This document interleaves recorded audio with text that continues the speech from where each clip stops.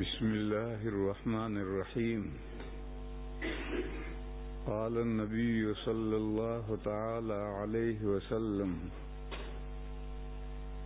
فإنه من يعيش فسيرى اختلافا كثيرا فعليكم بسنتي وسنة الخلفاء.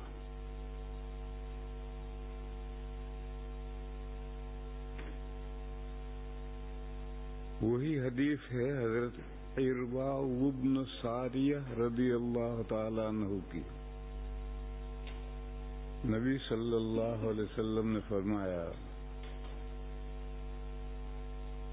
آخری وصیتیں کی دو باتوں کی.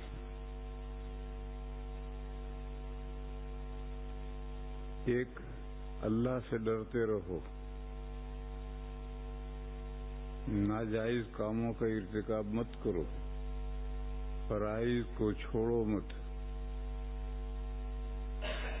اور اپنے جو امراء ہیں، حکومت کے جو ذمہ داران ہیں، ان کی بات سنو اور اس پر عمل کرو. سمع و طاعت.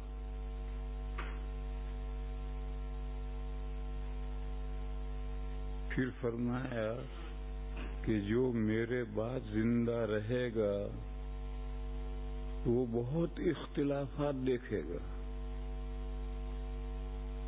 یہاں سے معلوم ہوا کہ حکومت کے جو اختلافات ہیں، حکومت کے تعلق سے پولیٹیکل جو اختلافات ہیں وہ بھی حدیث کا مصداق ہیں، اور ملی جو اختلاف ہیں، دینی اختلافات ہیں، وہ بھی حدیث کا مصداق ہے. کیونکہ اوپر سمع و طاعت کے بعد یہ ارشاد ہے کہ جو امراء حکم دیں اسے سننا اور سن کر عمل کرنا. معلوم ہوا کہ سیاسی پولیٹیکل جو اختلافات ہیں وہ بھی اسی میں، اور جو دینی اختلافات ہیں وہ بھی اسی میں.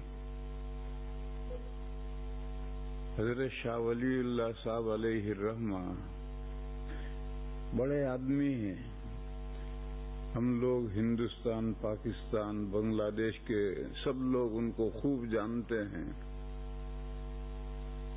اور جو نہیں جانتا وہ باولا ہے. اگر شاہ صاحب کو بھی نہیں جانتا تو وہ کیا ہندوستانی ہے؟ پھر عرب کا بچہ بچہ انہیں جانتا ہے، اور ہندوستان کا آدمی نہ جانے تو باولا ہی تو ہوگا. حجت اللہ ان کی مشہور کتاب ہے. اس کتاب کے بالکل آخر میں فتن کا بیان ہے، فتنے. تو حضرت شاہ صاحب نے تمام حدیثوں کا خلاصہ نچوڑ 6 فتنے بیان کیے ہیں. امت 6 فتنوں سے بہت زیادہ دو چار ہوگی. اور شاہ صاحب نے یہ بھی بیان کیا کہ اس امت پر فتنے زیادہ آئیں گے. گزشتہ امتوں پر فتنے کم آتے تھے، اس امت پر فتنے زیادہ آئیں گے. کیوں؟ اللہ تعالی کی سنت پچھلی امتوں کے ساتھ اور اس امت کے ساتھ الگ الگ ہے. پچھلی امتوں کے ساتھ اللہ کی سنت یہ تھی کہ ایک نبی تشریف لاتے تھے، ان پر جو کتاب نازل ہوتی تھی وہ لوگ ان کے بعد ان کا انتقال ہو جاتا تھا، اور ان پر جو کتاب نازل ہوئی تھی اسے لوگ آہستہ آہستہ بگاڑ دیتے تھے. ماڈل بھی بگاڑ دیتے تھے اور کتاب دعوت بھی بگاڑ دیتے تھے. اس کو سمجھو.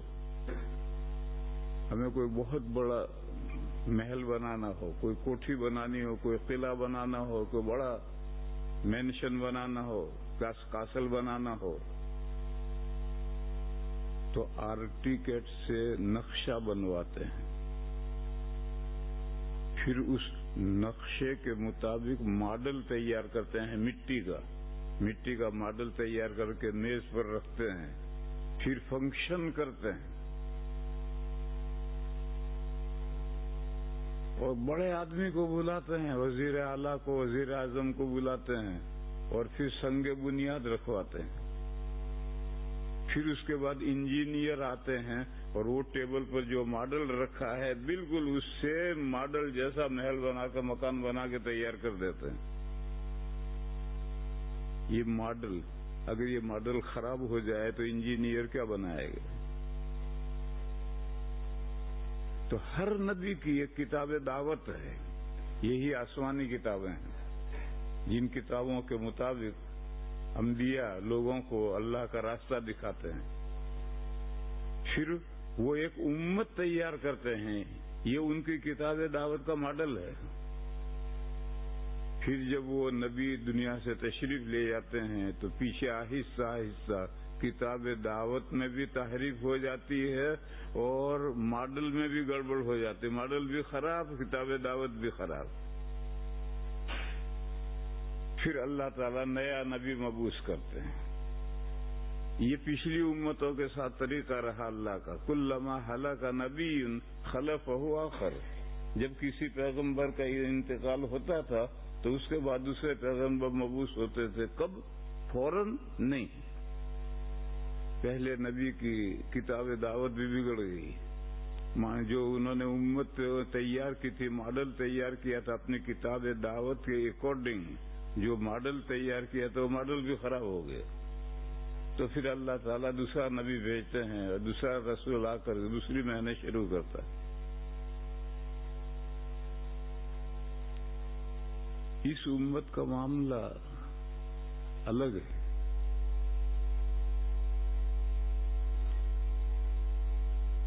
نبی پاک صلی اللہ تعالی علیہ وسلم آخری پیغمبر تشریف لائے، آپ کے بعد کوئی نیا نبی نہیں آئے گا۔ عیسیٰ علیہ السلام تو اتریں گے لیکن وہ نئے نبی نہیں ہیں۔ جیسے آپ کے اس ملک میں وزیر اعظم ہے، انڈیا کا وزیر اعظم یہاں وزیٹر کی حیثیت سے آیا تو وہ یہاں کا وزیر اعظم نہیں ہے، وہ اپنے ملک کا ہے، اور یہاں اس کے احکام بھی نہیں چلیں گے۔ یہاں اس ملک کا جو وزیر اعظم ہے اسی کا احکام چلیں گے۔ تو عیسیٰ علیہ السلام آخر زمانے میں اتریں گے تو اپنے زمانے کے نبی نہیں رہے، نہیں، نبی ہیں اپنے زمانے کے۔ جیسے انڈیا کا وزیر اعظم یہاں آ گیا تو اپنے ملک کا وزیر اعظم ہے، مگر جب یہاں آیا ہے تو یہاں اس کے احکام نہیں چلیں گے۔ تو عیسیٰ علیہ السلام جب اتریں گے تو حضرت عیسیٰ علیہ السلام کی نبوت ختم نہیں ہوگی، وہ اپنے زمانے کے نبی ہوں گے۔ البتہ جس زمانے میں، جس پیریڈ میں وہ اتریں گے، نبی پاک صلی اللہ علیہ وسلم کے زمانے میں اتریں گے، اس وقت ان کے احکام نہیں چلیں گے۔ اس وقت ان کو اس ملک کے قانون پر چلنا پڑے گا۔ ہمارے یہاں گاڑی چلاتے ہیں دائیں ہاتھ، آپ کے یہاں ڈرائیور بیٹھتا ہے بائیں ہاتھ، تو وہ انڈیا کا گورنمنٹ آئے گا، اس کو گاڑی یہاں کے لاء کے مطابق چلانی پڑے گی۔ اس کے خلاف اگر کرے گا تو ٹکٹ ملے گا۔ اور ہمارے یہاں ریڈ میں سے بھی گزر جاتے ہیں، کوئی پوچھتا نہیں۔ یہاں اگر ریڈ میں سے وہ گزر گیا تو کیمرے میں آ جائے گا، فوراً ٹکٹ کرائے گا۔ بہرحال وہاں کا وزیر اعظم ہے، اس کو یہاں کے قوانین کا فالو کرنا ہوگا۔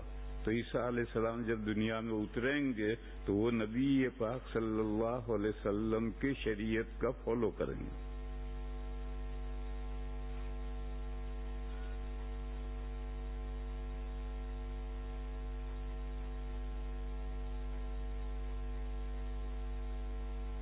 قرآن کریم میں 2 جگہ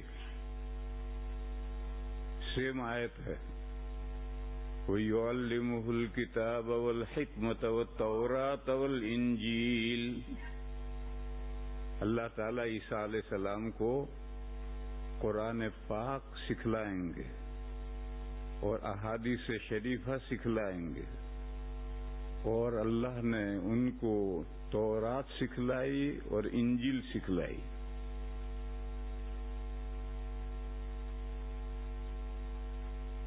تورات اس لیے سکھلائی کہ انجیل تورات کا سپلیمنٹری تھا، ضمیمہ تھا.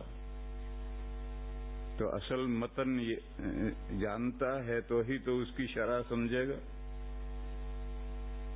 اور قرآن اور حدیث سکھلائیں گے، قیامت کے قریب جب اتریں گے تو ان کو قرآن بھی اللہ سکھلائیں گے، حکمت حدیث بھی سکھلائیں گے. دو جگہ پر یہ آیت آئی، سیم یہی آیت آئی. اور یہ قاعدہ تو شاید آپ حضرات کو معلوم ہوگا کہ قرآن کریم میں ایمفسائز کے لیے، زور دینے کے لیے، تاکید کرنے کے لیے جس چیز کا وقوع بعد میں ہے اسے مقدم کرتے ہیں. قرآن کریم کا یہ طریقہ ہے.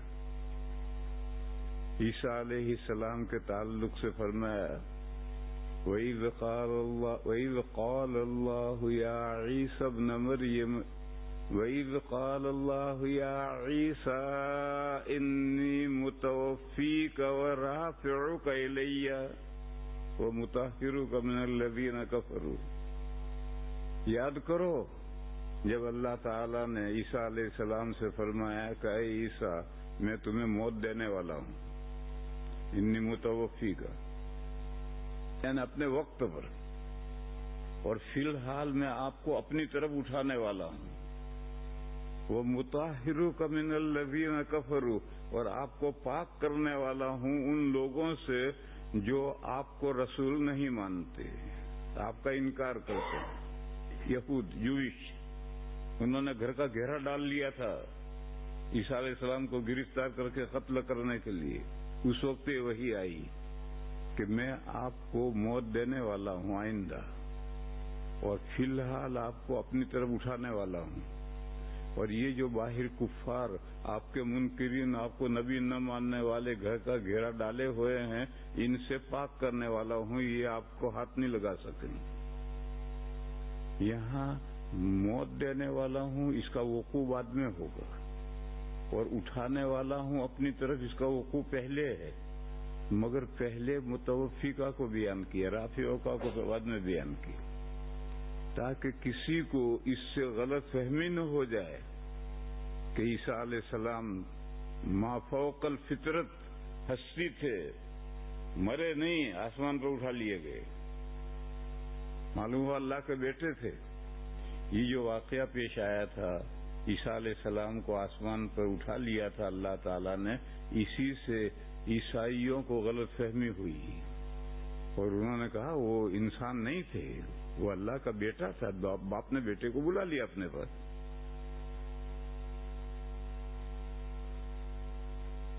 جب عیسیٰ علیہ السلام کو اٹھایا گیا تو وہاں 12 حواری بھی تھے گھر کے اندر. باہر تو دشمنوں نے گھیرا ڈال رکھا، اندر عیسیٰ علیہ السلام کے ساتھ ان کے 12 صحابہ بھی ہیں. حواری مانے صحابہ، ان کے 12 سواری بھی تھے.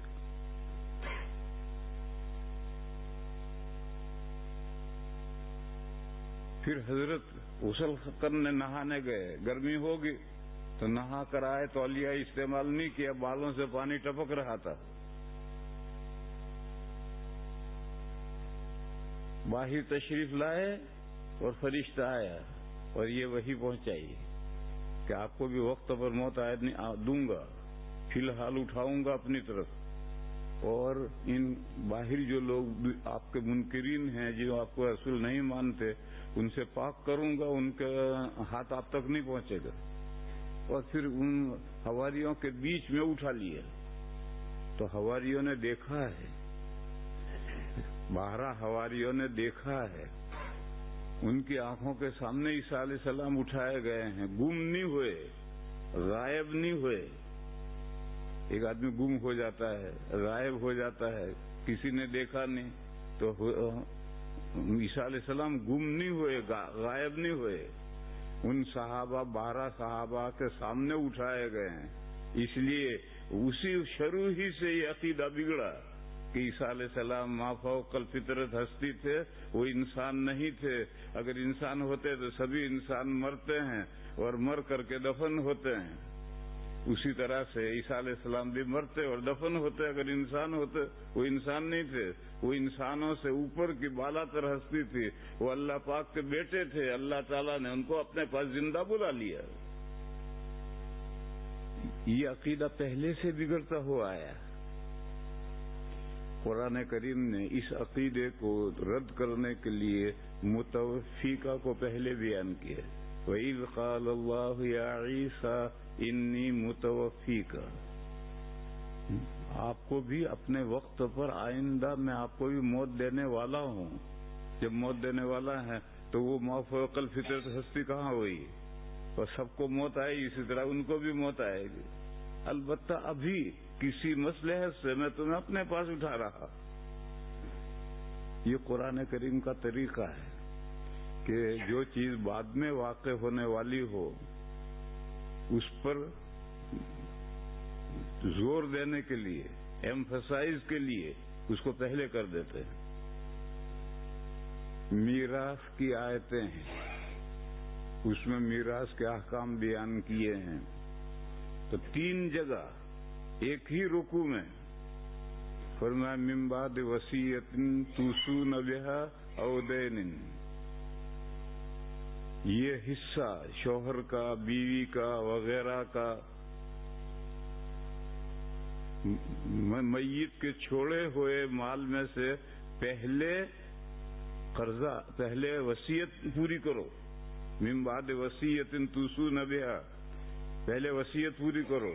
وصیت تہائی مال میں ترکے میں ہوتی ہے، تہائی ترکے سے زائد وصیت باطل ہے، بشرطے کہ ورثہ عاقل بالغ ہوں اور وہ اس کو نافذ نہ رکھے تو باطل ہے. اور اگر ورثہ عقل مند ہیں، پاگل کوئی نہیں ہے، بچے نہیں ہیں، بالغ ہیں، سمجھدار ہیں، وہ تہائی سے زائد وصیت کو بھی جائز رکھیں کہ ہمارے حصے میں سے وصیت جائز رکھتے ہیں، تو تہائی سے زیادہ بھی وصیت جائز ہے. پھر قرضہ، جو میت کے نام قرضہ ہے وہ قرضہ ادا کرو، چاہے سارا مال قرضے میں چلا جائے. اور دیکھو مسئلہ یہ کہ قرضہ پہلے، سب سے پہلے تو میت مر گئی، اس کا جو ترکہ ہے اس میں سے اس کی تجہیز و تکفین ہوگی. تجہیز و تکفین میں اگر وہ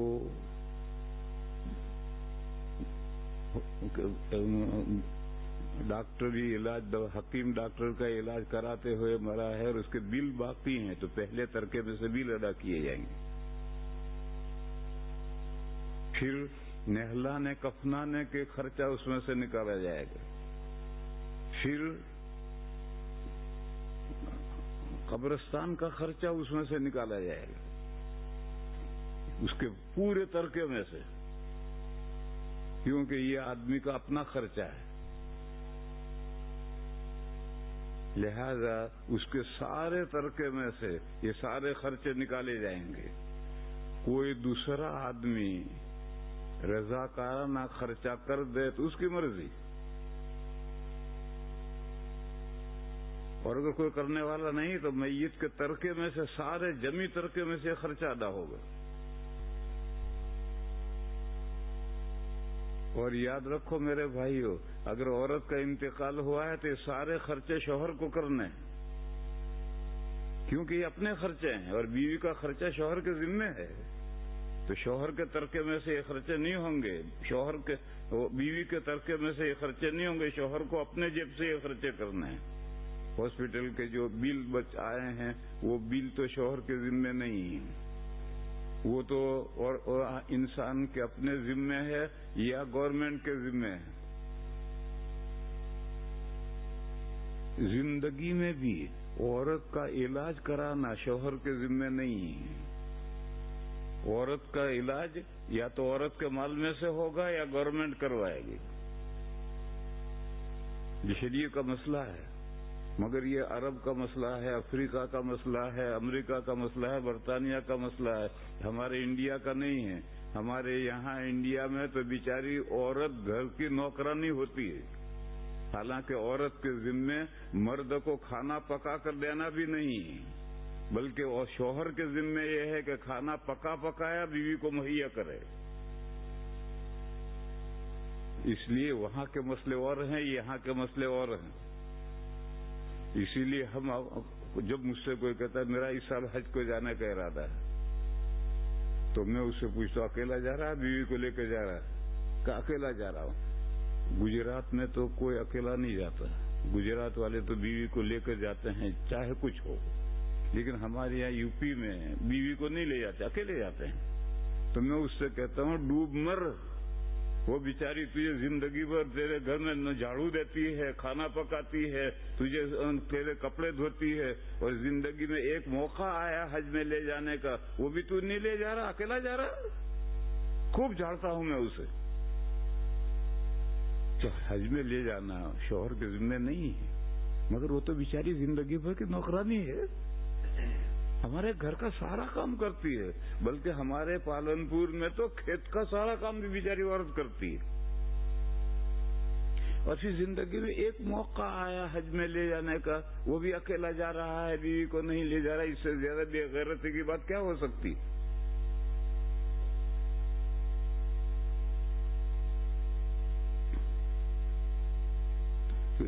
تو میں نے کہا کہ جو دواؤں کا علاج کا ہے وہ تو یا تو گورنمنٹ دے جیسے آپ کے یہاں دیتی ہے، اور گورنمنٹ نہ دے، ہمارے یہاں گورنمنٹ نہیں دیتی، تو پھر اس کے بیوی کے ترکے میں سے ہوگا.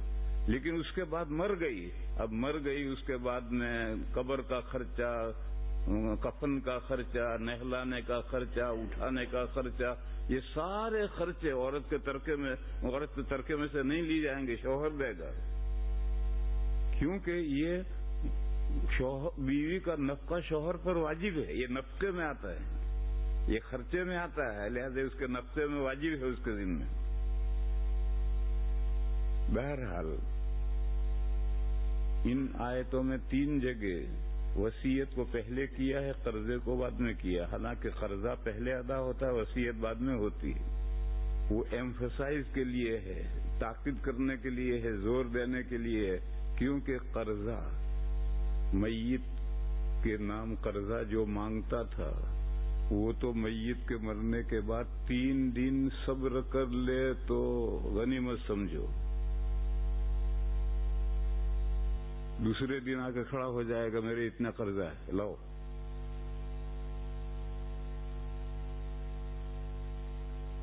اور وصیت کی ہے کہ فلاں مسجد کو اتنا دینا، فلاں مدرسہ کو اتنا دینا، غریبوں کو اتنا دینا. تو مدرسہ کیا مانگنے آئے گا، مسجد کیا مانگنے آئے گی، غریب کیا مانگنے آئیں گے؟ وہ رسا دیں گے، تھینک یو، نہیں دیں گے تو صبر. تو اس لیے وصیت کو مقدم کیا کہ وصیت کو معمولی مت سمجھو، یہ تو دین سے قرضے سے بھی مقدم ہے. تو میں قرآن کریم کا قاعدہ سمجھا رہا تھا کہ وہ کسی چیز پر جب زور دینا چاہتا ہے تو اس کو وجود کے اعتبار سے اگرچہ مؤخر ہوتا ہے اسے مقدم کرتا ہے. تو حضرت عیسیٰ علیہ السلام کو جو اٹھایا گیا تھا تو اس کو مقدم نہیں کیا، بلکہ موت آئے گی، قیامت کے قریب میں موت آئے گی، اس کو مقدم کیا اور اٹھانے کو بعد میں بیان کیا ہے. یہ قرآن کریم کا طریقہ ہے. قادیانی اسی سے استدلال کرتے ہیں کہ عیسیٰ علیہ السلام مر گئے، جیسے تمام انبیاء مر گئے، وفات ہو گئی تمام انبیاء کی. ہمارے آقا ان کی بھی وفات ہو گئی. قرآن میں 2 جگہ آیت ہے افہم ماتا و قتلا انک میت و انہم میتون. تو حضور کی بھی وفات ہو گئی، ایسے ہر نبی کی وفات ہو گئی. تو وہ کہتے ہیں عیسیٰ علیہ السلام کی وفات ہو گئی، انی متوفیکا، میں تمہیں وصول کرنے والا ہوں، موت دینے والا ہوں.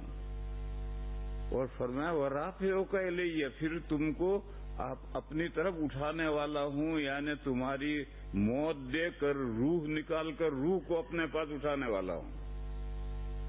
یہ کمبخت قادیانی یہ مطلب بیان کرتے ہیں، اس قرآن کریم کا طریقہ سمجھتے نہیں ہیں کہ قرآن کریم کا طریقہ کیا ہوتا ہے. اور ایک بات بہت باریک ہے، آپ حضرات نہیں سمجھیں گے، لیکن زبردستی سمجھاؤں گا۔ وہ یہ ہے کہ عربی زبان میں فعل 3 ہیں، ماضی، مضارع اور امر۔ ماضی پاسٹ ٹینس، جو زمانہ گزر گیا۔ آپ اس وقت جس زمانے میں ہے اس سے پہلے جو زمانہ گزرا وہ ماضی۔ اور دوسرا ہے آرڈر، امر، پانی لا۔ تو پانی لا کوئی گزرے ہوئے زمانے میں تھوڑی آرڈر دے گا، آئندہ زمانے میں تھوڑی آرڈر دے گا، ابھی اٹھ یہاں سے جا کے پانی لا۔ تو ماضی میں ماضی زمانہ ہوتا ہے، امر میں آئندہ زمانہ، حال کا زمانہ ہوتا ہے، اور مضارع میں دونوں زمانے ہوتے ہیں، مضارع بھی اور حال بھی، حال بھی اور مستقبل بھی۔ مضارع نہیں، مضارع میں دونوں زمانے ہوتے ہیں، حال بھی مستقبل بھی۔ ہم بچوں کو یاد کراتے ہیں یفعل کرتا ہے یا کرے گا، یا لاتے ہیں بیچ میں، یعنی کرتا ہے فی الحال یا کرے گا آئندہ۔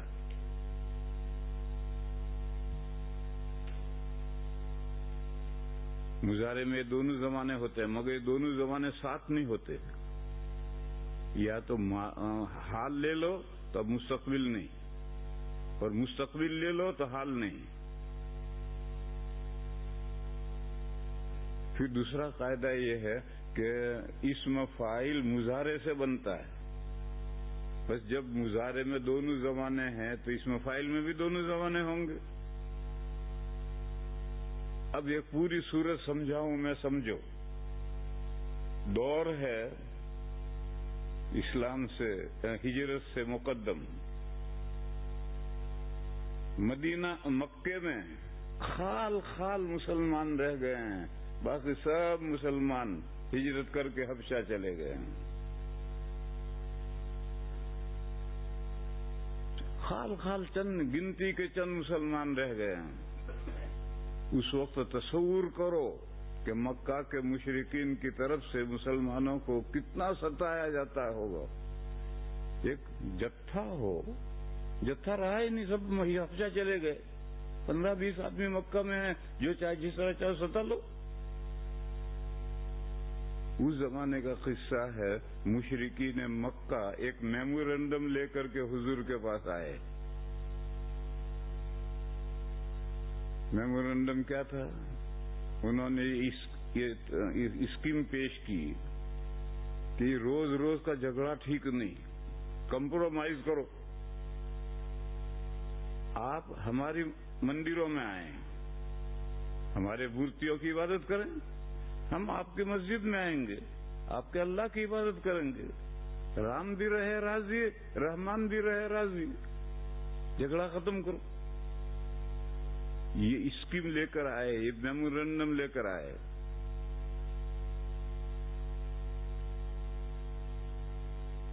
دیکھو کتنا خوش کن۔ آج کل ایک آئیڈیا ہے کہ دنیا میں جتنے دھرم ہیں سب اوکے، یہ بھی اوکے، یہ بھی اوکے، یہ بھی اوکے۔ اسی طرح سے بات بڑے علماء کہتے ہیں کہ مسلمانوں میں جو فرقے ہیں وہ بھی سب اوکے اوکے، غیر مقلدین بھی ٹھیک ہے، مودودی بھی ٹھیک ہے، شیعہ بھی ٹھیک ہے، پجامہ بھی ٹھیک ہے، سب ٹھیک ہے۔ یہ رونگ آئیڈیا ہے۔ www.attableek.com The Reviver of Iman۔ کی محنت اور کوشش ہے، کوئی راستہ لانگ ہے، کوئی شارٹ ہے، کوئی سیدھا ہے، کوئی ٹیڑھا میڑھا ہے، باقی دیر سویر سب اللہ تک پہنچیں گے۔ جب اللہ تک پہنچنے کی محنتیں کر رہے ہیں تو اللہ تک کیوں نہیں پہنچیں گے؟ یہ ایک بہت خوشکن نظریہ ہے، یہ رونگ نظریہ ہے۔ دیکھنے میں بڑا شاندار بات ہے، بھائی بات تو بہت اچھی ہے، بہت اچھی نہیں، بہت رونگ ہے۔ کیوں رونگ ہے؟ ڈائریکشن اگر 2 آدمیوں کا یا 3 آدمیوں کا ایک ہو اور راستے مختلف ہوں تو وہ دیر سویر اس ڈائریکشن پر دونوں تینوں پہنچیں گے۔ لیکن 2-3 آدمیوں کے ڈائریکشن ہی مختلف ہے. ایک مکہ جا رہا ہے, ایک چائنا جا رہا ہے. تو یہ مکہ جانے والا تو کسی نہ کسی دن مکہ پہنچے گا, اور یہ چائنا جانے والا تو جتنا چلے گا اتنا مکہ سے دور ہوگا. وہ تو کبھی بھی مکہ نہیں پہنچ سکتا. اس کا ڈائریکشن مکہ ہے, اس کا ڈائریکشن چائنا ہے. تو اسی طریقے پر آپ اسے 2 آدمی یہاں ہیں, عربی کہا جانا ہے, ایک کا منہ ادھر ہے, وہ اس کونے میں جا رہا ہے, ایک کا منہ ادھر ہے, اس کونے میں جا رہا ہے. تو اس معین کونے پر دونوں کیسے پہنچیں گے؟ یہ تو جتنا ادھر چلے گا اتنا اس کونے سے دور ہوتا چلا جائے گا. تو یہ بڑا اچھا نظریہ سمجھا جاتا ہے, یہ غلط نظریہ ہے. ڈائریکشن قبلہ اگر ایک ہے, قبلہ توجہ اگر ایک ہے, تو دیر سویر ہر ایک اس قبلے تک پہنچے گا. اور اگر ڈائریکشن ہی الگ ہے, قبلہ توجہ الگ ہے, تو دونوں ایک ڈائریکشن پر کیسے پہنچیں گے؟ ایک بندہ صرف اللہ کی عبادت کرتا ہے, دوسرا بندہ 2 خدا مانتا ہے, یزدا اور احرمن. تیسرا خدا 3 خدا مانتا ہے, فادر, سن اور ہولی اسپرٹ. اور ہمارے ہندوستان کے ہندو ہر پتھر کو خدا مانتے ہیں, کروڑوں خدا مانتے ہیں. اب یہ تینوں جتنی محنتیں کر رہے ہیں اللہ تک پہنچنے کی, تو جو ایک اللہ کو مانتا ہے وہی تو ایک اللہ تک پہنچے گا. جو 2 کو مانتا ہے تو دونوں بوگس ہیں. 3 مانتا ہے تو تینوں بوگس ہیں. کروڑوں مانتا ہے تو کروڑوں بوگس ہیں. تو ان کی طرف جو جا رہا ہے وہ حقیقی اللہ تک کیسے پہنچے گا؟ تو اسی طریقے پر میرے بھائیوں یہ سمجھو کہ قرآن کریم کا یہ طریقہ ہے کہ وہ جو حقیقی جو مصرف جو ضروری ہوتی اس کو پیچھے لاتے ہیں اور غیر ضروری کو پہلے. عیسیٰ علیہ السلام کو بھی موت آنی آئندہ بھی نہیں, تو اس کو پہلے لائے. میت کی وصیت پہلے, حالانکہ وصیت بعد میں ہوتی, اس کو پہلے لائے. تو یہ قرآن کریم کا ایک طریقہ ہے. جو طریقہ نہیں جانتا, قادیانی نہیں جانتے, تو وہ اس آیت سے استدلال کرتے ہیں کہ عیسیٰ علیہ السلام مر گئے. چل مر گئے, قبر کہاں ہے؟ کہا کشمیر میں قبر ہے. کشمیر میں ایک قبر ہے, میں گیا ہوں اس قبر پر, سری نگر میں ہے. اس پر کتبہ لگا ہوا ہے. وہاں عیسیٰ لفظ ہے, عیسیٰ پھر اس کے باپ کا نام ہے. عیسیٰ نام کے تو بہت آدمی ہوتے ہیں دنیا میں, کوئی کم تھوڑے ہی ہے. تو وہاں کتبہ لگا ہوا ہے, عیسیٰ بیٹا فلاں. وہ کہتا ہے کہ وہ عیسیٰ علیہ السلام ہے. اچھا, کہ یہ تو باپ کوئی اور ہے. تو قادیانی کہتا ہے یہ باپ کوئی اور ہے, تو عیسیٰ علیہ السلام کے باپ کا نام بتا. تو کہاں سے بتا؟ عیسیٰ علیہ السلام کے باپ ہی نہیں ہے. بہرحال وہ سری نگر میں ایک قبر ہے, اس کو کہتا ہے کہ وہ عیسیٰ علیہ السلام کی قبر ہے.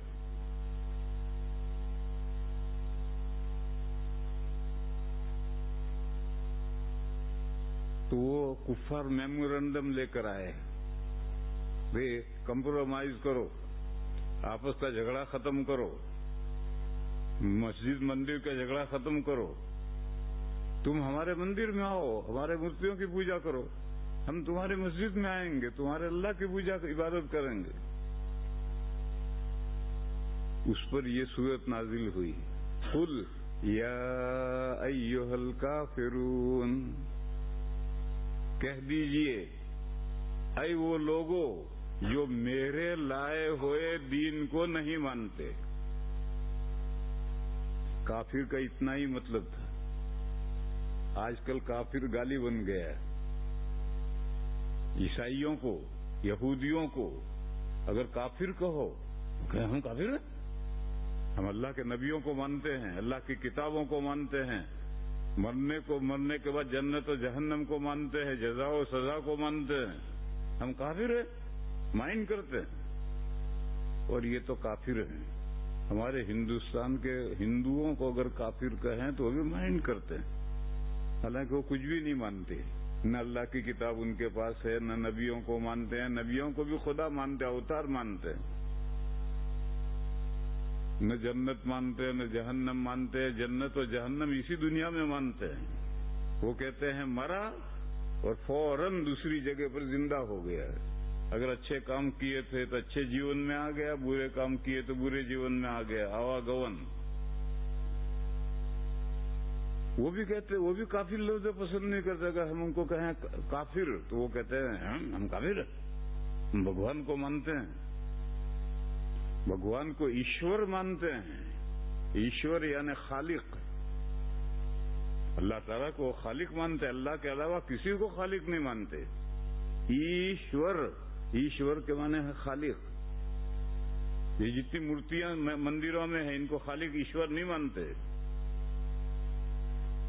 تو کہا ہم ایشور کو مانتے ہیں، اس کو ہم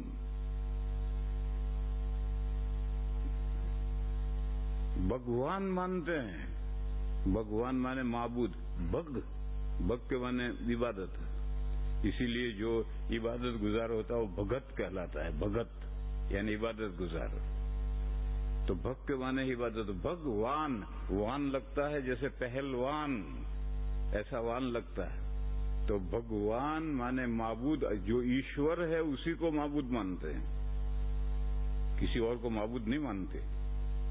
اور یہ جو مندر میں مورتیاں ہیں ان کو تو اس لیے پوجتے ہیں کہ وہ بھگوان کے نزدیک کر دیں گے، لیقربونا الی اللہ زلفا۔ ان کو معبود نہیں مانتے، ان کو تو اللہ تک، بھگوان تک پہنچنے کا وسیلہ مانتے ہیں، ذریعہ مانتے ہیں کہ یہ ہمیں اللہ کے قریب کر دیں گے، کہ وسیلہ مانتے ہیں۔ اور پھر اللہ کے بندے پوری دنیا میں بھگوان کی بھکتی کا ایک مندر نہیں ہے، سارے مندر ایرے غیرے نتھو خیرے رام لچمن گنپتی انہی کے سب مندر ہیں، تو پوجا انہی کی ہو رہی ہے۔ اور جو بھگوان ہے، جو معبود ہے، اس کی تو پوری دنیا میں ایک مندر بھی نہیں ہے۔ بس اب جب سب کا ڈائریکشن الگ ہے تو اب سب حقیقی اللہ تک کیسے پہنچیں گے؟ تو اس لیے میں نے کہا کہ وہ نظریہ بڑا خوش کن ہے، اور یہ مکہ کے مشرکین یہی نظریہ لے کر آئے تھے، تو قرآن نے ان کے میمورنڈم کو رد کیا، ریجیکٹ کیا کہ تمہارا یہ میمورنڈم نو ایکسپٹ، اور بات شروع کی قل یا ایھا الکافرون، آپ ان سے کہیے کہ اے وہ لوگوں جو میرا لایا ہوا دین نہیں مانتے۔ کافر کا اتنا ہی مطلب تھا، مگر اب گالی بن گیا، تو اب گالی بن گیا تو مت استعمال کرو۔ کسی کو گالی دینا کوئی اچھا تھوڑا ہی ہے، دوسرا لفظ بدل دو۔ چنانچہ ہم ہندوؤں کے لیے کافر، کفار نہیں استعمال کرتے، غیر مسلم، اور انگریزی میں کہتے ہیں نن مسلم۔ تو یہود و نصارہ کے لیے نن مسلم، اور ہم غیر مسلم استعمال کرتے ہیں، اس کو برا نہیں مانتے۔ وہ کہتے ہیں ہاں ہم نن مسلم ہیں، مسلمان نہیں ہیں، ہم غیر مسلم ہیں، مسلمان نہیں ہیں۔ تو جو لفظ ان کو برا نہ لگے وہ استعمال کرو۔ زمانہ بدلنے کے ساتھ الفاظ بدلتے ہیں، خراب ہوتے ہیں۔ پاخانہ اتنا برا لفظ ہے کہ مسجد میں بولنے کو جی نہیں چاہتا، لیکن یہ شاندار لفظ ہے۔ یہ اصل لفظ ہے پائین خانہ، گھر کا پچھلا حصہ۔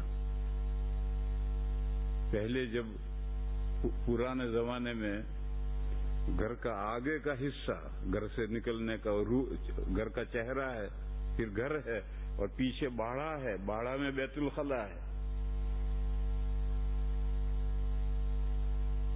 تو پوچھیں گے فلاں کجا رفت، فلاں آدمی کہاں گیا، کہ در پائن خانہ رفت، گھر کے پچھلے حصے میں گیا ہے۔ اب دیکھو کتنا شاندار لفظ ہے۔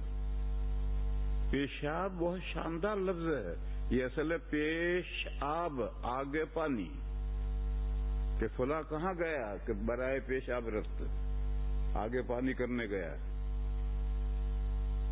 لیکن استعمال ہوتے ہوتے کہ اصل یہ ہے اور یوں ہے اور یوں ہے سب ذہن سے نکل گیا، تو اب مسجد میں یا مہذب مجلس میں پاخانہ پیشاب بولتے ہوئے شرم آتی، اور ایسا جب ہو جاتا ہے تو پھر لفظ بدل دیتے ہیں۔ عربی میں اس وقت 13واں لفظ استعمال ہو رہا ہے دورۃ و میہ، 12 لفظ استعمال ہو کر کے متروک ہو گئے، 13واں لفظ استعمال ہوتا ہے دورۃ و میہ، اور وہ بھی جب خراب ہو جائے گا تو پھر عرب 14واں لفظ استعمال کریں گے۔ ہم بھی مہذب مجلس میں پاخانہ نہیں استعمال کرتے، بلکہ استنجے گیا ہے، ضرورت سے گیا ہے۔ یہ ضرورت بھی بہت اچھی ہے، جائے ضرورت، جائے ضرورت گیا ہے، ضرورت کی جگہ گیا ہے، وہی بگڑ کر جاجرو ہو گیا ہے۔ جاجرو جائے ضرورت ہے۔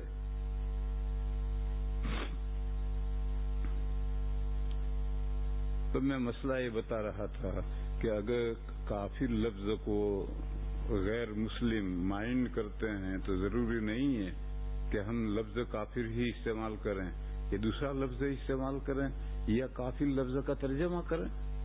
تو کہیں گے کہو اے وہ لوگوں جو میرا لایا ہوا دین قبول نہیں کرتے، قل یا ایھا الکافرون۔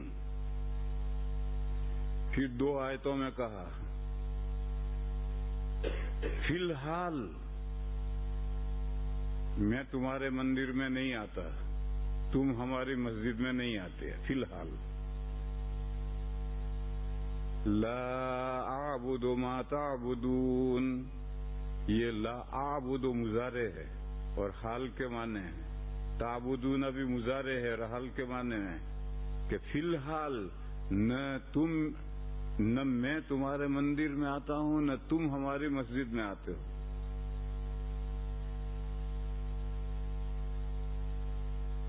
قل یا ایھا الکافرون لا اعبد ما تعبدون ولا انتم عابدون ما اعبد۔ اور سنو، اس کا الٹا بھی نہیں ہوگا، تم ہماری مسجدوں میں فی الحال نہیں آتے اور ہم تمہاری مسجدوں میں نہیں آتے، ڈبل ٹرافک، نہ ہم تمہاری مسجدوں میں آتے ہیں نہ تم ہماری مسجدوں میں آتے ہو، نہ تم ہماری مسجدوں میں آتے ہو نہ ہم تمہاری مسجدوں میں آتے ہیں۔ فیوچر میں کیا ہوگا؟ پریزنٹ ٹینس میں تو یہ ہو رہا ہے فی الحال نہ ہم تمہارے یہاں نہ تم ہمارے یہاں۔ پھر فیوچر کو سنو، آئندہ بھی قیامت تک نہ ہم تمہاری مسجدوں میں عبادت کے لیے آئیں گے نہ تم ہماری مسجدوں میں آؤ گے۔ آج 1400 سال گزر کر 15ویں صدی شروع ہو گئی، آج 1500 سال ہو گئے، آج تک دنیا میں کسی جگہ پر مسلمان اپنی مسجدوں کے علاوہ غیروں کے عبادت گاہوں میں عبادت کے لیے نہیں گئے، اور غیر ہماری مسجدوں میں عبادت کے لیے نہیں آئے، اگرچہ وہ کہیں کہ ہم آ سکتے ہیں مگر آتے نہیں۔ یہ ہمارے یوسف بھائی ہیں، ایک مرتبہ یہاں لندن میں یورپ کا جو سب سے بڑا پادری ہے اس سے وقت لے کر کے مجھے ملاقات کے لیے لے گئے، تو ہماری بات چیت ہوئی تھی، تو میں نے اس کو دعوت دی کہ دیکھو ہم تمہارے پاس آئے ہیں، تم ہمارے میں فلاں جگہ پر اسٹامفورڈ ہل میں فلاں مسجد قباء ہے، اس قباء میں ٹھہرا ہوا ہوں، آپ میرے پاس آئیے، میں آپ کے گھر آیا ہوں آپ سے بات کرنے کے لیے، دینی باتیں کرنے کے لیے۔ یہ میں نے دعوت دی، میں نے اسے دعوت دی کہ میں آپ کے پاس دینی باتیں کرنے آیا ہوں، پولیٹیکل نہیں، فلسطین کی باتیں کرنے نہیں آیا، دینی باتیں کرنے آیا ہوں، میں مسجد قباء میں ٹھہرا ہوں، آپ میرے پاس تشریف کیوں نہیں لاتے؟ تو اس نے مجھے جواب دیا کہ ہم مسجدوں میں جا سکتے ہیں، چرچوں میں نہیں جا سکتے۔ یہ اس نے جو یورپ کا سب سے بڑا پادری ہے، اس نے کہا ہم مسجدوں میں جا سکتے ہیں، چرچوں میں نہیں جا سکتے۔ میں نے پوچھا کہ بہت سمجھنے کی بات ہے، میں نے پوچھا وائے آپ مندروں چرچوں میں کیوں نہیں جاتے، مسجدوں میں کیوں جا سکتے ہیں؟ اس نے کہا کہ چرچوں میں شرک ہوتا ہے، یعنی وہ عیسیٰ علیہ السلام کو اللہ کا بیٹا مانتے ہیں، اور جہاں شرک ہو وہاں ہم نہیں جا سکتے، اور مسجدوں میں شرک نہیں۔ یہ یورپ کا سب سے بڑا پادری یہیں لندن میں رہتا ہے، اس نے یہ مجھے جواب دیا کہ ہم چرچوں میں اس لیے نہیں جا سکتے کہ وہاں شرک ہوتا ہے، اور مسجدوں میں اس لیے جا سکتے ہیں کہ وہاں شرک نہیں ہوتا۔ مسجدوں میں بھی شرک ہونے لگا۔ یہ جو بدعتی ہیں، بریلوی ہیں، وہ ایک نماز پڑھیں گے تو سجدہ یوں کریں گے، پھر دوسرا سجدہ نماز سے فارغ ہو کر ایک سجدہ یوں شمال کی طرف کریں گے، اور پھر سجدے میں دعا مانگیں گے، اس کا سجدہ مناجاتیہ نام ہے۔ یہ شمال کی طرف تو ہمارے یہاں ہندوستان میں کرتے ہیں، ہندوستان میں شمال کی طرف حضرت پیران پیر کی قبر ہے۔ تو ابھی تو سجدہ کر رہا تھا اللہ کو، ابھی تو سجدہ کر رہا پیران پیر کو سجدہ کر کے، یہ مسجدوں میں بھی شرک ہونے لگا۔ کلیر میں چلے جاؤ، دیوبند کے قریب میں ہے کلیر، حضرت صابر کلیری رحمت اللہ علیہ کا مزار ہے، اس مزار سے لگا ہوا ان کی قبر ہے، مسجد ہے۔ تو ابھی تو مزار پر جا کر حضرت صابر کلیری کو سجدہ کر رہا ہے، پھر اذان ہوئی تو مسجد میں جا کے نماز بھی پڑھ رہا ہے۔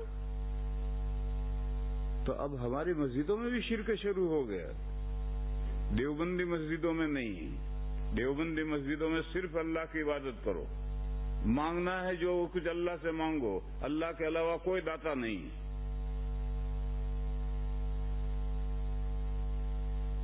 تو اس پادری نے ربائی نے یہ کہا مجھ سے کہ ہم چرچوں میں نہیں جا سکتے اس لیے کہ وہاں شرک ہوتا ہے، عیسیٰ علیہ السلام کو اللہ کا بیٹا مانا جاتا ہے، اور مسجدوں میں ہم آ سکتے ہیں، وہاں کوئی شرک نہیں ہوتا، مگر آج تک آیا نہیں۔ کہا کہ ہم آ سکتے ہیں مگر آیا نہیں۔ ہم تو گئے اس کے گھر، اور گھر جا کر سب سے اس سے گفتگو کی، میں نے باقاعدہ وقت لے کر جا کر گفتگو کی، مگر وہ آج تک نہیں آیا ہے۔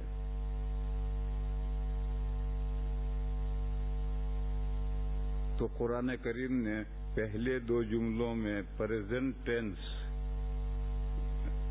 مانا ہے، مضارع میں بھی ہے اور اسم فاعل میں بھی، کہ فی الحال نہ تم ہماری مسجدوں میں آتے ہو نہ ہم تمہارے مندروں میں آتے ہیں، اور فیوچر میں بھی ایسا کبھی نہیں ہوگا۔ آج 1500 سال گزر گئے، دنیا کی پوری دنیا کی چپے چپے پر کوئی ایک مثال نہیں ہے کہ مسلمان مندروں میں گئے ہوں یا غیروں کے عبادت گاہوں میں گئے ہوں عبادت کرنے کے لیے۔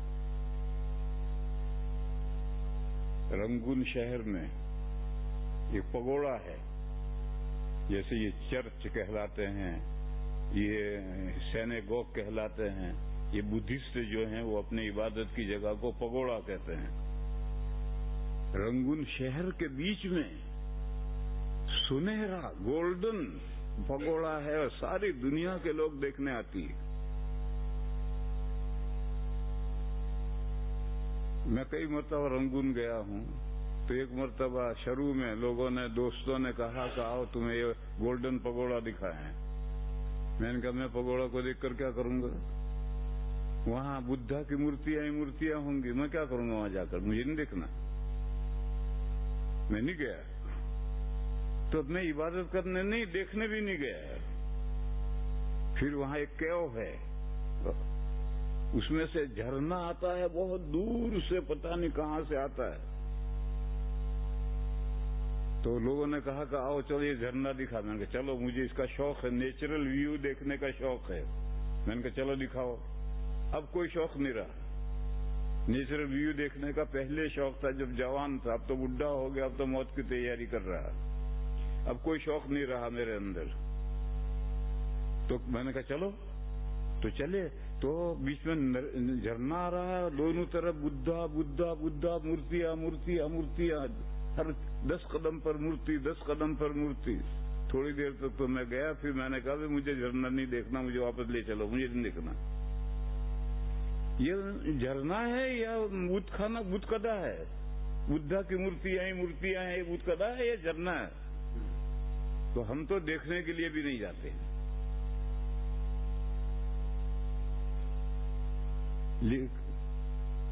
بہرحال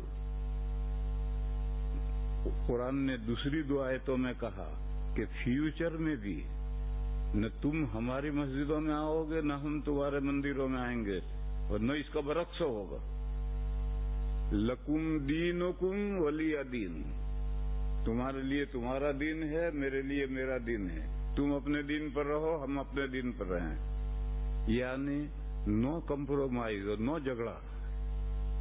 کمپرومائز بھی نہیں کہے، جھگڑا بھی نہیں. تو مسجد و مندر ساتھ ساتھ ہیں. جو مندر کا پجاری ہو مندر میں جائے، جو مسجد کا نمازی ہو مسجد میں جائے. جھگڑو کیوں؟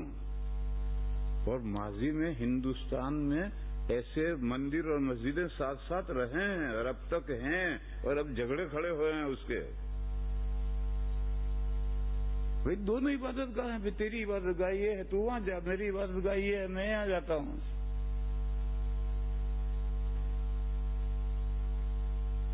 میں جس محلے میں رہتا ہوں، میرا گھر، اس کی چھت، اس چھت سے 25 میٹر کے فاصلے پر مندر ہے.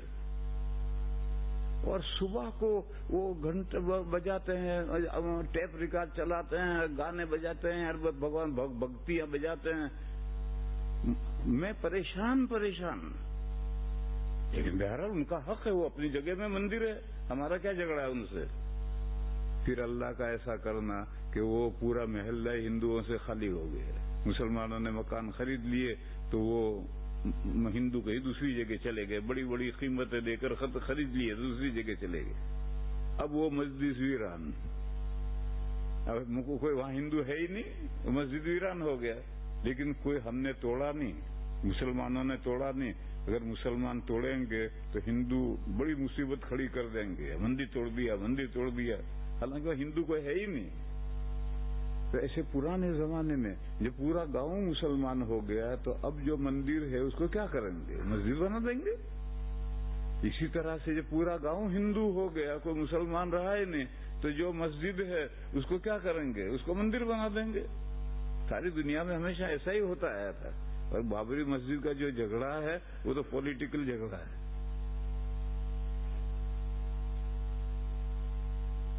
تو میرے بھائیوں، یہ کہا لکم دینکم ولی دین، تمہارے لیے تمہارا دین، میرے لیے میرا دین.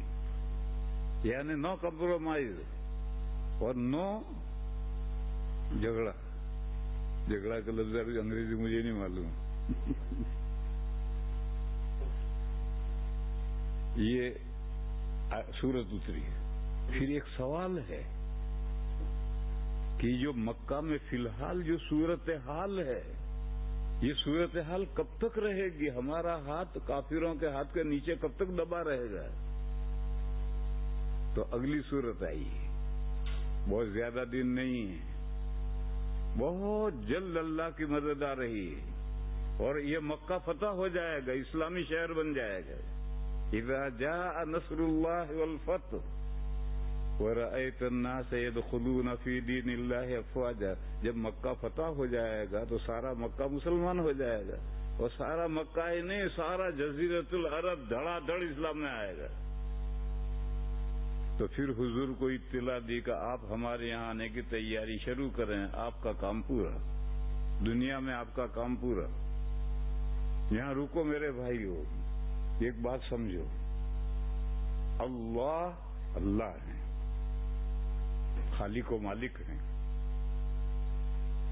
اللہ کے بعد انبیاء کی حیثیت، نبی اللہ کے بعد انبیاء کی حیثیت ہے.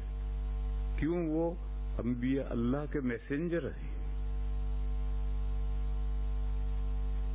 گزشتہ ادوار میں یہیں تک تھا اللہ اور رسول، اللہ اور رسول، لا الہ الا اللہ، موسیٰ رسول. لیکن نبی پاک صلی اللہ علیہ وسلم آخری نبی کا زمانہ آیا تو اب صورتحال بدلی. اللہ اللہ کے میسنجر حضور اور حضور کے میسنجر صحابہ. جیسے حضور اللہ کے میسنجر ہیں، صحابہ حضور کے میسنجر ہیں. وہ ساری دنیا میں دین لے کر صحابہ پہنچے ہیں، حضور نہیں گئے. حضور تو جب جزیرۃ العرب میں کام پورا ہوا تو اطلاع آئی فسبح بحمد ربک واستغفرہ انہ کان توابا. اب آپ ہمارے یہاں آنے کی تیاری کریں. جزیرۃ العرب کے لوگ دھڑا دھڑ اسلام میں آنے لگے تو آپ کا کام پورا ہوا. ایک حدیث ہے بہت اعلیٰ درجے کی. حضرت معاذ رضی اللہ تعالیٰ عنہ کو حضور نے یمن بھیجا تو وہ گھوڑے پر ہیں، حضور ساتھ میں پیدل چل رہے ہیں، ان کو رخصت کرنے کے لیے جا رہے ہیں. حضور نے پوچھا معاذ تم وہاں گورنر بن کر جا رہے ہو، فیصلے کیسے کرو گے؟ تو انہوں نے کہا یا رسول اللہ قرآن کریم کو سامنے رکھوں گا اور اللہ کی کتاب کے مطابق فیصلے کروں گا. حضور نے پوچھا کہ اگر کوئی مسئلہ قرآن کریم میں نہ ملے تو انہوں نے کہا کہ یا رسول اللہ پھر آپ کی سنت، آپ کے طریقے کو، حدیث لفظ نہیں ہے، آپ کی سنت، آپ کے طریقے کو سامنے رکھ کر کے سنت کے مطابق فیصلہ کروں. حضور نے پوچھا کہ معاذ اگر میرے طریقے میں یعنی وہ حدیث ہے جو سنت ہیں ان میں بھی اگر تمہیں کوئی سولوشن نہ ملے تو حضرت معاذ نے کہا کہ میں پھر قرآن و حدیث میں غور و فکر کروں گا اور اپنی پوری محنت خرچ کروں گا، ذرا کوتاہی نہیں کروں گا اور مسئلہ قرآن و حدیث میں مستنبط کر کے فیصلہ کروں گا. تو حضور نے فرمایا الحمدللہ الذی وفق رسول رسولہ الی ما یحب و یرضی. اللہ نے فرمایا خدایا تیرا شکر ہے تو نے اپنے میسنجر کے میسنجر کو وہ بات سجھا دی جو تجھے پسند ہے، تیرے رسول کو پسند ہے.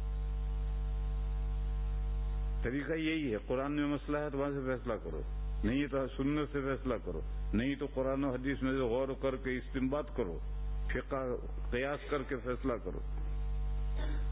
طریقہ یہی ہے. یہاں حضور نے فرمایا الحمدللہ الذی وفق رسول رسولہ، اپنے میسنجر کے میسنجر کو. معلوم ہوا نبی پاک صلی اللہ علیہ وسلم کی بعثت دوہری ہے. جزیرۃ العرب کی طرف اللہ کی طرف سے حضور مبعوث ہیں اور پھر حضور کی طرف سے صحابہ پوری دنیا کی طرف مبعوث ہیں.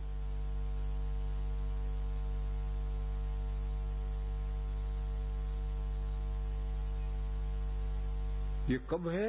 جب حضور کی وفات ہو جائے گی. مکہ فتح ہو گیا، جزیرۃ العرب اسلام میں داخل ہو گیا، حضور کی وفات ہو گئی. اب صحابہ اٹھے، کوئی ایسٹ میں جا رہا، کوئی ویسٹ میں جا رہا، کوئی نارتھ میں جا رہا ہے. وہ ساری دنیا 50 سال ہوتے ہوتے ساری دنیا میں صحابہ نے دین اسلام پہنچا دیا. کیوں؟ وہ میسنجر کے میسنجر تھے. تو اس لیے قل یا ایھا الکافرون کے بعد اذا جاء نصر اللہ، اور اس نے یہ صورت آ کر کے اس نے اشارہ کیا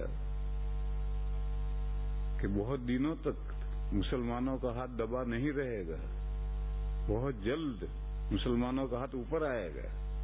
جب مکہ فتح ہو جائے گا سارا جزیرۃ العرب دھڑا دھڑ اسلام میں آنے لگے گا.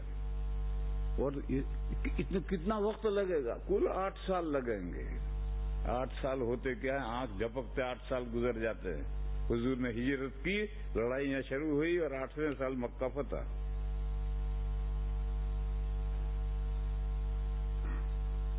پھر سوال پیدا ہوا کہ جب مکہ فتح ہو جائے، جس وقت یہ میمورینڈم پیش ہو رہا تھا اور قرآن کریم جواب دے رہا تھا، اس وقت تو سوچو چند مسلمان تھے مکہ میں، ان کا ہاتھ بیچارہ دبا ہوا. تو یہ تصور سے بالا تر کہ ایک وقت آئے گا کہ ایک چند آدمی ہیں حضور کے ساتھ، یہ مکہ فتح کر لیں گے اور سارا مکہ دیکھتا ہوا رہ جائے گا. ایسا کیسے ہو جائے گا؟ یہ مکہ کے جو گرو گھنٹال ہیں چودھری، ملینر بلینر، تم فرنیچر غریب کھانے کو تمہارے پاس نہیں ہے، یہ تم مکہ فتح کر لو گے اور یہ بلین اور ٹریلین سب یہ دیکھتے رہ جائیں گے. تو اگلی صورت آئی تبت یدا ابی لہب وتب. ابو لہب، یہ ابو لہب سے مراد ہے مکہ کا سب سے بڑا ریچ مین. کہتے ہیں یہ حضور کا چچا ہے. کہتے ہیں کہ اس کے بعد سونا گولڈ اتنا تھا کہ جس کمرے میں وہ گولڈ تھا اس کمرے میں جاؤ تو سارا کمرہ بھڑکتا ہوا معلوم ہوتا تھا. لہب کے معنی بھڑکنا. تو فرمایا یہ ابو لہب کے دونوں ہاتھ ٹوٹیں گے. تبت یدا ابی لہب و تبا، وہ خود بھی ہلاک ہوگا. یعنی یہ بلینر، ملینر، یہ ٹریلینر، یہ سب ستیہ ناش ہو جائے گا. ان کی دولت ان کے کچھ نہیں کام آئے گی اور مکہ فتح ہو جائے گا. فرمایا تبت یدا ابی لہب وتب ما اغنی عنہ مالہ وما کسب. نہ اس کا پہلے سے جمع شدہ مال کچھ کام آئے گا، نہ آج اس نزول آیت کے بعد جو کمائے گا وہ بھی کچھ نہیں کام آئے گا. اور سب اور وہ نہیں، اس کے ہیلپر، اس کی بیوی جو سوختہ لاتا ہے وہ سوختے ہی میں رسی میں مر جائے گی. اس کا پیسہ کمایا ہوا یہ ابو لہب کے ریچ مین کے کچھ کام نہیں آئے گا. یوں تبت یدا آئی. پھر سوال پیدا ہوا کہ ارے ایسا کون کر دے گا؟ بظاہر تو یہ تو محال نظر آتا کہ حضور کا شوہرہ اتنا ہو جائے، چند آدمی مسلمان اتنے ہو جائے کہ مکہ فتح کر دے، سارا جزیرت عرب ختم ہو جائے، مکہ کے سارے چودھری مر جائیں. یہ کیسے ہو جائے گا؟ اگلی صورت آئی قل هو اللہ احد. کہہ دو کہ اللہ ایک ہے، اللہ الصمد، وہ بے نیاز ہے، وہ سب کچھ کر سکتا ہے. ان سب چودھریوں کو تباہ کرے گا اللہ جو صمد ہے. یوں یہ 4 صورتیں ایک سلسلے کی کڑی ہیں. میمورینڈم، اس کا جواب سے اشکال پیدا ہوا، اس کا لیے نصر، اس پر اشکال پیدا ہوا تبت یدا، اس پر اشکال پیدا ہوا تو سمد. یہاں آ کر یہ سیریز ختم. پھر اس کے بعد کا جو مضمون ہے وہ میں نے پہلے سمجھایا ہے کہ 5 دشمن، یہ جو مکہ والے دشمن ہیں، اس دشمنوں سے تو ہم 2 ہاتھ کر لیں گے، لیکن 5 دشمن ایسے ہیں کہ ان سے مقابلہ اللہ کی پناہ کے علاوہ نہیں ہو سکتا. یہ مضمون پہلے میں نے بتایا تھا. اس مضمون کے بعد یہ مضمون کیوں آیا؟ یہ مکہ کے جو دشمن ہیں ان سے تو ہم 2 ہاتھ کر لیں گے، یہ تو اوپن دشمن ہیں، لیکن 5 دشمن ہڈن ہیں، ان سے نمٹنا آسان نہیں ہے. اس سے نمٹنے کے لیے اللہ کی پناہ لینا ضروری ہے. وآخر دعوانا ان الحمدللہ رب العالمین.